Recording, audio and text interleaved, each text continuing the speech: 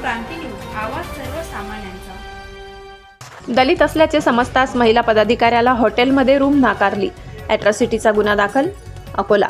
दलित असल्याचं माहीत पडताच अकोल्यातील एका हॉटेल चालकाने वंचितच्या एका महिला पदाधिकाऱ्यांना प्रवेश नाकारल्याची धक्कादायक घटना समोर आली। आता याबाबतची तक्रार अकोल्यातील सिव्हिल लाईन पोलीस ठाण्यामध्ये दाखल करण्यात आली। शहरातील सिव्हिल लाईन पोलिसांनी या प्रकरणी ॲट्रॉसिटीचा कायद्याअंतर्गत गुन्हा दाखल करण्यात आलाय।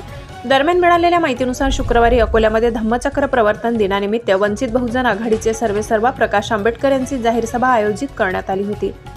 या सभेसाठी मुंबईच्या प्रदेशाध्यक्ष डॉक्टर स्नेहल सोहनी या अकोल्यात आल्या होत्या। दरम्यान त्या रायझिंग सन या हॉटेलमध्ये मुक्कामासाठी रूम करण्यासाठी गेल्या असता त्यांना सुरुवातीला हॉटेल चालकाकडून रूम दाखविण्यात आली। त्यानंतर फिर्यादी सोहनी या आपल्या गाडीतील सामान काढून आणण्यासाठी हॉटेलच्या बाहेर गेल्या असता त्या परत आल्यानंतर हॉटेल चालकांनी त्यांच्या सामानामध्ये पंचशील व निळे ध्वज दिसल्यामुळे हॉटेल मॅनेजरने सोहनी यांना प्रवेश नाकारला।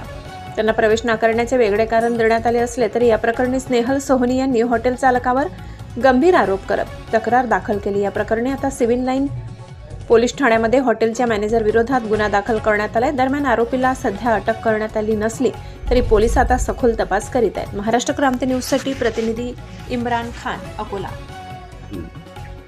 स्नेहल अरुण सोहनी या मुंबईच्या आहेत।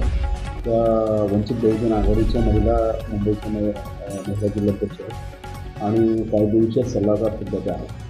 तर काल जी वंचित बहुजन समाज आघाडीची जी काही काल मोठी रॅली होती डॉक्टर बाळासाहेबांची जी रॅली होती त्या रॅलीसाठी त्या इथं आल्या होत्या। तर त्यांच्यासोबत इथं त्यांचे कार्यकर्ते वगैरे लहान भाऊ आणि कार्यकर्ते असते। तर ह्या काल सकाळी 10:30 ते 11 वाजता 3 तारखेला इथं आल्यानंतर त्यांनी रायझिंग सन हॉटेलला ते गेले। तर त्यांच्या तक्रारीप्रमाणे त्यांचं म्हणणं असं आहे की ते मॅनेजर होते आणि त्यांना दोन रूम यांना पाहिजे होत्या। तर त्यांनी फायनलही केलं होतं रूम बघण्याची त्यांनी सांगितलं होतं।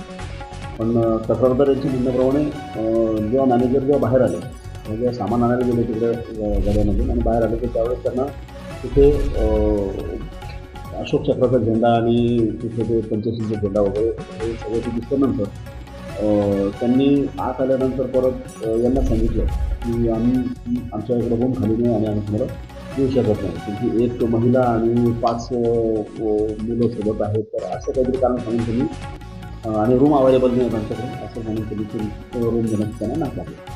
तर तक्रारदाराचं म्हणणं असं आहे की त्यांचं जातीबद्दल त्यांना जेव्हा माहिती झाली मॅनेजरला